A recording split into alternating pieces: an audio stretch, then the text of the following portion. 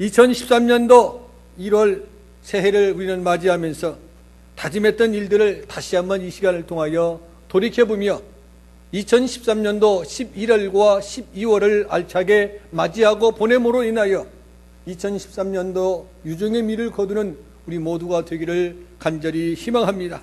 하나님의 말씀을 더 묵상하겠다고, 하나님과 기도로 더 교제하겠다고 약속했던 일들이 참 부끄러워지는 이 아침이 아닌가 생각해 봅니다. 꼭 갚아야 할 빚진 자 마음으로 남은 11월과 12월을 통해서 정말 잘 준비해서 정말 하나님 앞에 조금도 부족함이 없는 준비하는 우리 모두가 되기를 원합니다. 이러한 일들을 위해서 금요일도 함께 기도하고, 또 철야 기도하고 싶은 분은 함께 철야도 하고, 내 문제를 하나님 앞에 내어놓고 사람 만나는 시간보다 하나님 만나는 시간이 더 많고, 내 가슴앓이를 사람을 통하여 해결하려고 찾아가는 것보다 하나님 앞에 문제를 풀어놓는 이러한 우리의 마음의 가짐이 다시 한번 있어야 하지 아니할까라는 생각을 해봅니다. 저는 오늘 본문 말씀을 중심으로 가시가 주는 교훈이라는 설교의 제목으로 함께 은혜를 나누고자 합니다. 실패를 실패로 보는 사람이 있는가 하면은 성공의 시금석이나 발판으로 보는 사람이 있습니다. 후자가 성공합니다. 고통을 고통으로 이해하고 절망하는 사람이 있는가 하면 고통 뒤에 있을 영광을 바라보는 사람이 있습니다. 후자가 영광을 누리게 될 것입니다. 본문에서 바울은 자신에게 찌르는 가시가 있었는데 오히려 그 가시가 자신의 신앙생활에 큰 유익이 되었다라고 말씀하고 있습니다. 가시 자체는 좋은 것이 아닙니다. 언젠가 제 우측 여기 엄지 손가락에 가시가 찔려가지고 수시로 염증이 생겼습니다. 무려 5년, 7년 지금도 없는 듯 하다가 어느 날 갑자기 염증이 생깁니다. 그 가시가 얼마나 괴롭힌지 모릅니다. 여러분들 나름대로의 육체의 가시도 있을 것이고, 가정의 자녀의 자신에게 가시가 나름대로 있을 것입니다. 이 가시를 통해서 우리는 어떤 결과를 낳을 수 있을 것인가 한 번쯤 생각해 보시기 바랍니다. 현재 여러분의 가정에 여러분 자신들에게 머물러 있는 가시는 무엇입니까? 가시는 좋은 것이 아닙니다. 가시는 그것이 어느 곳에 위치하고 있는지 별 도움이 안 됩니다. 가시는 찌르고 핥히고 상처를 만들어냅니다. 그러나 가시가 언제나 해로운 것만은 아니다라는 것이 오늘 본문의 말씀입니다. 정말 아름다운 꽃은 가시가 있습니다. 꽃 중에 꽃인 장미는 가시가 있습니다. 아무나 함부로 그 아름다운 자태를 탐내서 꺾지 못하도록 하기 위해서 뭐가 붙어 있어요? 가시가 붙어 있습니다. 백합화 향기는 가시에 찔렸을 때 더 큰 향기를 발휘한다고 합니다. 똑같은 생선도 가시가 많은 생선이 먹기는 힘이 들어도 더 맛이 있다고 합니다. 바울의 경우도 그를 괴롭힌 가시 때문에 자신의 삶과 신앙을 바르게 추스려 나갈 수가 있었다라고 오늘 고백하고 있습니다. 성경에 나타난 세 가지 종류의 가시에 대해서 오늘 이 아침에 잠시 말씀을 드리려고 합니다. 첫째로 최초의 가시는 가시덤불과 엉겅퀴였습니다. LA의 화제거리죠. 무슨 가시예요? 엉겅퀴. 어디에서요? 코리아 헬스에서 먹으면 좋다고 선전하는 것을 보게 되어집니다. 최초의 가시는 가시덤불과 엉겅퀴였다고 창세기 3장 18절에 말씀하고 있습니다. 땅이 내게 가시덤불과 엉겅퀴를 낼 것이라 했습니다.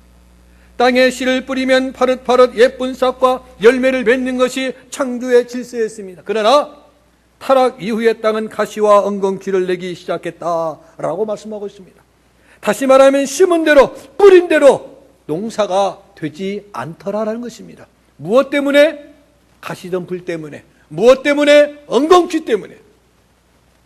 토질이 변했고 땅이 말을 듣지 않는 역행 현상이 일어남으로 인해서 농사를 지을 수가 없게 되었다라는 것입니다. 중요한 것은 땅이 변했는가 사람이 먼저 변했는가 하는 것입니다. 땅이 변했을까요? 사람이 변했을까요? 사람이 변하고 그 다음에 땅이 변한 것입니다. 산이 벌거숭이가 되고 강들마다 썩어 악취가 풍기고 산과 들이 쓰레기로 뒤덮인 원인은 누구 때문입니까? 사람 때문인 것입니다. 어느 날 길을 가다가 구두 뒷창이 끈적거려서 발바닥을 보았더니 호떡만한 껌이 붙은 거예요. 제가 모르긴 몰라도 껌을 한 4-5개 이상 씹다가 내뱉은 것 같아요. 그것도 많은 사람들 가운데서 하필 왜 내가 그 껌을 밟았을까?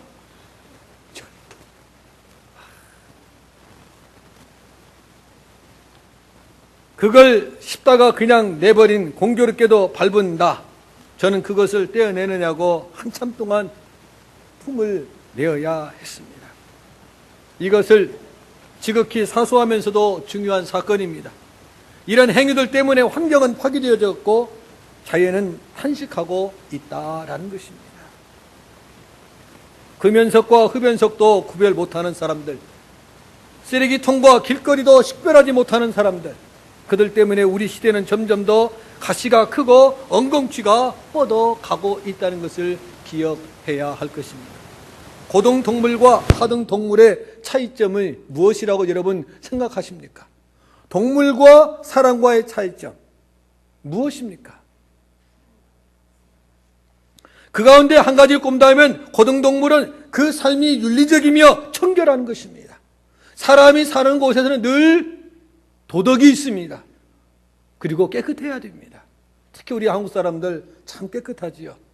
그래서 아파트에 보면 한국인 환영합니다 그럽니다. 렌트비 잘 내지요. 신발 신고 들어가지요. 깨끗하게. 어지간한 거 고장난 거 알아서 고쳐 쓰지요. 불만 없습니다. 그래서 우리 한국 사람 걷다 써 있죠. 한국 사람 환영합니다. 이렇게 써 있습니다. 왜? 청결하게 잘 쓰기 때문에. 함부로 쓰레기 버리지 않기 때문에. 예를 들면 개나 돼지는 윤리적인 결단이나 자기 통제가 없습니다. 아무데나 방뇨, 배설이 자유롭고 접촉도 제한받지 않습니다. 때려가면서도 가르쳐도 그 다음날 와보면 그 자리다 또 방뇨하거나 배설을 해요. 그러니까 개지요. 사람이 그러면 저는 다리 한 짝 들고 살라고 그래요. 근데 사람은 그렇게 못하는 것입니다. 고등동물인 사람은 그럴 수가 없습니다. 체면도 있고 입장도 있고 자기 자리도 챙겨야 하기 때문에 하등동물처럼 행동할 수가 없는 것입니다. 하등동물처럼 생각하고 살 수 없습니다. 고등동물이기 때문에 역사가 있고 문화가 있고 예술이 있는 것입니다. 그런데 문제는 그 인간들의 세계가 점점 하등동물의 세계로 전락하고 있다는 데 있습니다. 여러분, 개가 자기 새끼 죽였다는 뉴스 들어본 적 있습니까? 거의 없습니다. 그 강아지가 자기 어미를 죽였다는 소식도 거의 못 듭니다. 그런데 요즘에는 사람이, 아이가 부모를 살해하는 경우를 종종 보게 되어집니다. 어제 같은 경우에, 그제 같은 경우에도 LA 공항에서 얼마나 심각한 일들이 벌어졌고, 죄 없는 한 사람이 죽고 6명이 다치고 수천 명이 피해를 당하고 수천 대가, 수백 대가 아니더라고요. 수백 대가 비행기를 이착륙을 하지 못해서 많은 분들이 10몇 시간 동안 발을 동동거리고 있었다는 사실입니다. 우리는 지금 가시와 엉겅퀴가 뒤섞인 세상을 살아가고 있습니다. 이런 세상에서 나의 모습은 어떤 모습으로 지난 10개월을 살아왔는가? 한 번쯤 뒤돌아보며 하나님 앞에 이 자리에 앉을 수 있는 축복의 시간이 되기를 희망합니다. 두 번째는 모세가 본 호렙산의 가시입니다. 출애굽기 3장에 기록된 말씀을 보면은 호렙산의 가시는 갑자기 돋아난 가시가 아니다라는 것입니다. 이미 있었던 가시였습니다. 문제는 그 가시 떨기에 무엇이 붙었습니까? 불이 붙었습니다. 맹렬하고도 강한 불이 가시 떨기에 붙었습니다. 그러나 타서 없어지는 불은 아니었습니다. 여기에는 영적인 뜻이 담겨져 있습니다. 모세가 본 호렙산에 가시는 모세가 걸어가야 할 험난한 가시밭길을 예고하여 주시는 말씀이었습니다. 그리고 그 가시떨기에 붙은 꺼지지 않는 불은 하나님의 임재와 동역을 의미하고 있다라는 말씀입니다. 다시 말하면 하나님께서 모세와 함께 하시겠다는 의미가 담겨져 있습니다. 언제까지 영원히 뜨겁게 강하게 불처럼 임하여 너를 인도하리라 라는 말씀입니다. 모세가 걷는 길만 가시길이 아니라 인생 모두가 걸어가는 길이 가시밭 길입니다. 언젠가 저희 교회 음악 전사님이 부인이 굿사마리탄에서 아기를 낳았습니다. 아기를 낳는데 2박 3일 만에 아기와 함께 태어나야 할 엄마가 아기가 황달과 건강치 못함을 하여 인큐베이터에 아기는 있고 엄마 혼자 퇴원을 합니다. 그리고 아침 저녁으로 와서 그 아이를 인큐베이터 안에 있는 아이를 보면서 엉엉 웁니다. 어머니 태에서 나온 지 1년 2개월 동안 엄마 품에 안겨 보지도 못한 채 인큐베이터 안에서 자라고 있는 신생아가 또 있었습니다. 그 아이는 인큐베이터 안에서 100일을 지내고 첫 번째 첫돌을 맞이하게 되어집니다. 그 아이가 첫돌을 맞던 날 산부인과 모든 병원 간호사들이 자그마한 케이크 한 자루와 그 다음에 촛불 한 자루를 가지고 아기 엄마와 함께 생일 축하 노래를 부릅니다. 그날 엄마는 인큐베이터 안에 있는 아기를 바라보면서 눈물을 훔쳐야 했습니다. 태어날 때부터 가시를 만나는 것, 아픔을 안고 태어나는 것. 살다가 어느 날 갑자기 가시밭길을 만날 수도 있습니다. 태어나면서도 가시를 만날 수도 있고, 살아가면서도 가시를 만날 수 있고, 갑자기 가시를 만날 수도 있습니다. 모세가 역시 어느 날 갑자기 호렙산에 가시떨기 불 속에서 나타나신 하나님을 만났습니다. 나는 예일 것이라며 살다가 어느 날 갑자기 가시 울타리를 만나면 좌절하고 절망하게 됩니다. 때로는 이런 일들이 꿈이었으면, 이 가시가 나와는 아무 상관이 없으면, 요람에서 무덤까지 탈 없이 순탄한 행군을 계속할 수 있다면 얼마나 바람직한 인생이었겠습니까? 그러나 그것은 바람일 뿐 현실은 그렇게 되지 않습니다. 금요일 날 멀쩡하게 출근한 사람이 아무 이유 없이 한 청년의 총에 맞아 죽을 줄이야 누가 알았겠습니까? 그 6명이 지금 병원에 입원하고 있을 줄이야 누가 알았겠습니까? 수십 명이 여러 사람들의 발에 밟혀서 병원에 또 입원할 줄이야 누가 알았겠습니까? 1000명이 넘는 많은 사람들이 비행기 탈 줄 모를 줄이야 누가 알았겠어요? 갑자기 닥친 이 가시를 누가 예측할 수 있었겠습니까?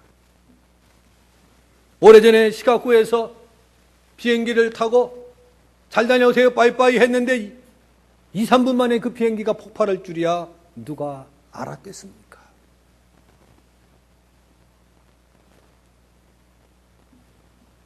우리는 요람에서 무덤까지 탈 없이 순탄하게 살기를 희망합니다.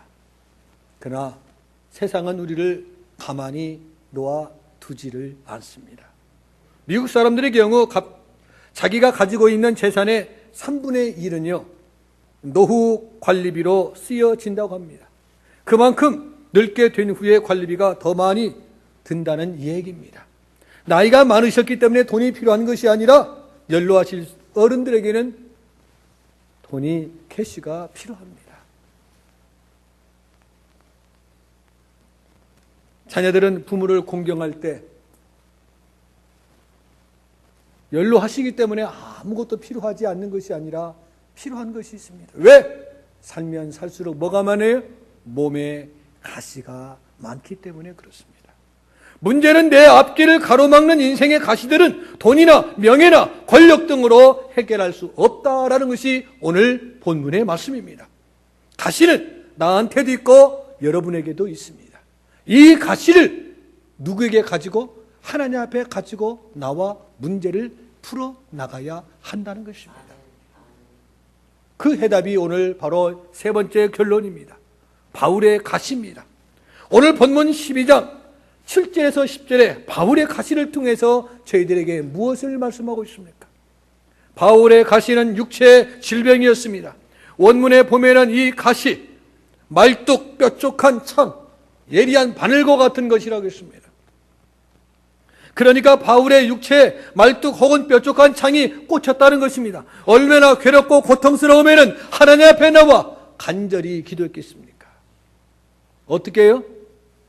이 가시를 제거해 달라고. 이 큰 육체에 175가 되는 육체에 이빨, 저것만한 이빨 하나. 지난 화요일 날 이가 안 좋아서 갈아내고 씌우기 위해서 작업을 하는데 매일 밤 돌아가시는 줄 알고 있어요. 어제도 그랬고 내일은 병원을 가봐야겠구나. 왜? 깎아내면서 신경을 건드린 것 같아요. 신경을. 참 아무것도 아닌 것 같은데 이 덩치에 그거 하나, 그 신경 하나, 그 아프다고 발발 떠는 제 자신의 모습이 하는 그 모습이 참 딱하더라고요. 그 가시, 바늘로 콕콕 찌르는 같은 신경. 이 피부라면 좀 긁든지 좀 어떻게 때려보든지 하는데 이 속에 있는 그 신경.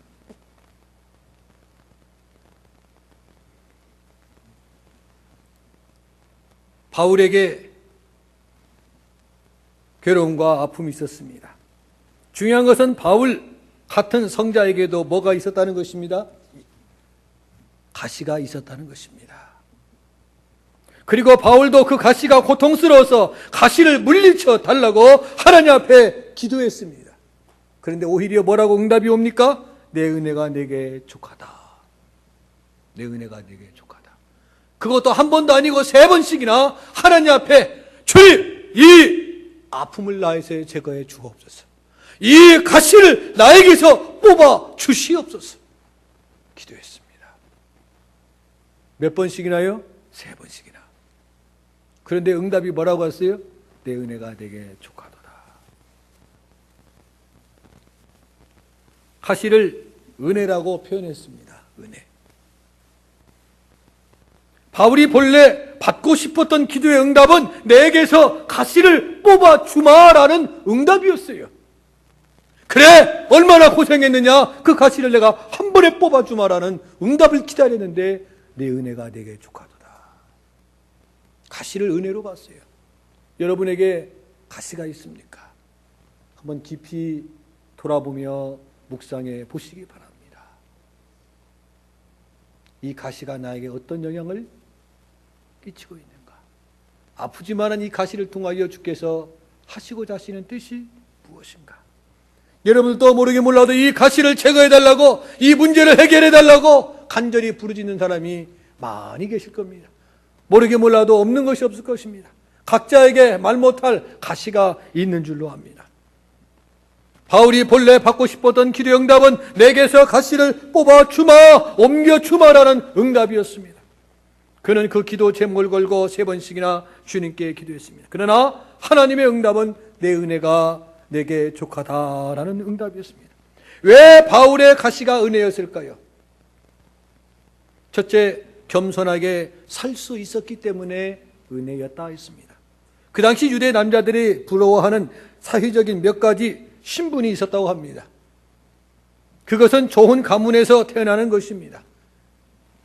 그리고 가말리엘 같은 훌륭한 율법 선생의 문화생이 되어서 율법을 공부하는 것이 긍지였습니다. 3번째는 로마의 시민권을 가지고 자유롭게 활동하는 것이었습니다. 그런데 바울은 그것을 다 갖춘 훌륭한 인물이었습니다. 그래서 그는 자기를 과시하며 떵떵거리며 살 수 있는 인물이었습니다.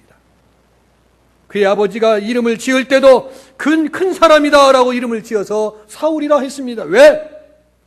초대왕인 사울처럼 왕이 되라는 의미에서 아버지가 아들의 이름을 사울이라, 큰 자라 이름을 지었습니다. 제 조카들 중에도 큰 자가 되라라는 이름을 붙여서 박정희도 있고요. 여자 조카인데도 박정희예요. 장손 조카 이름이 김대중도 있고요.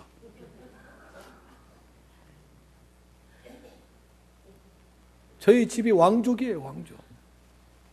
제 와이프는 노씨니까 왕족 아니에요.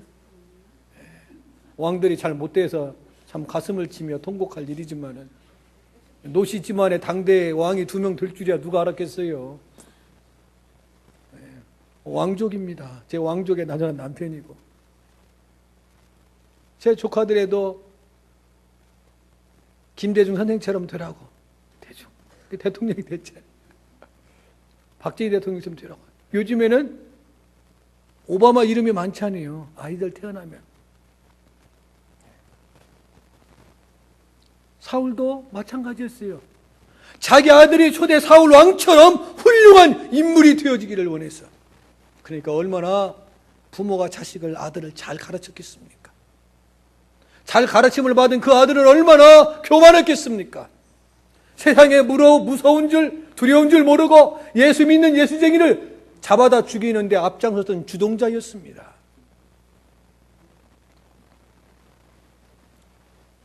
그런데 그는 가시에 걸린 것입니다. 그 가시는 율법으로도 시민권으로도 가문으로도 해결할 수가 없었습니다. 그 가운데 그는 깨닫게 되어지신 것입니다. 이는 나를 쳐서 너무 자고하지 않게 하려 하심이니라. 깨닫게 되어진 것 스스로. 무엇으로? 하나님의 은혜로. 오늘 7절에 말씀하지 않습니까? 이는 나를 쳐서 너무 자고하지 않게 하시려고, 겸손하게 하려고 이 가시를 나로 하여금 낮추게 하기 위해서 하나님이 주셨다. 두 번째는 주님을 의지하며 설 수 있기 때문에 은혜였다 했습니다. 바울은 가시 때문에 더 기도했고 그것 때문에 하나님의 뜻을 발견하게 되었던 것입니다. 더 겸손할 뿐만 아니라 하나님을 의지하게 되어지는 사람으로 만들었던 계기가 무엇을 통하여? 가시를 통하여. 그리고 감사하고 기뻐하는 성숙한 그리스도인이 되게 했습니다. 그리고 자신의 약함을 자랑하는 사람이 되었다 했어요. 그래서 9절 끝에 보면 뭐라고 했습니까? 이러므로 도리어 크게 기뻐함으로 나의 여러 약한 것들에 대하여 자랑하리니 이는 그리스도의 능력으로 내게 머물게 하려 하심이니라. 그는 가시 때문에 엄청난 은혜를 깨달았습니다. 내가 가장 약할 때 나는 강함이니라. 세상의 부귀와 명예를 나는 무엇으로 여겼노라? 배설물로 여겼노라. 원문으로 쓰자면 난 똥으로 여겼다는 거예요. 내가 공부한 것, 내 가문, 내 재산이 있는 것 다 배설물처럼 여겼다 했어요. 나는 하나님 앞에 작은 자라. 그래서 바울이란 뜻은 작다란 뜻입니다. 하늘 높은 줄 몰랐는데 내가 진정 주님을 만나고 보니까 내가 얼마나 보잘것없는 인물인 것을 나는 깨닫게 되었다. 나는 작은 자입니다. 타다 마른 막대기만도 못한 인물입니다. 티끌만도 못한 인물입니다. 이사야도 지렁이 같은 너 이사야, 지렁이 같은. 사랑하는 성도 여러분, 바울은 본문 11절 끝에 또 뭐라고 합니까? 이는 그리스도의 능력으로 내게 머물게 하려 함이라. 그는 가시 때문에 그리스도의 능력이 임재하심을 발견했습니다. 과거에는 내 힘으로 무엇인가 해내는 사람이었는데 이제는 내가 낮아지고 겸손하니 하나님이 내 안에 계셔서 역사하고 꿈틀거리고 계심을 체험했습니다.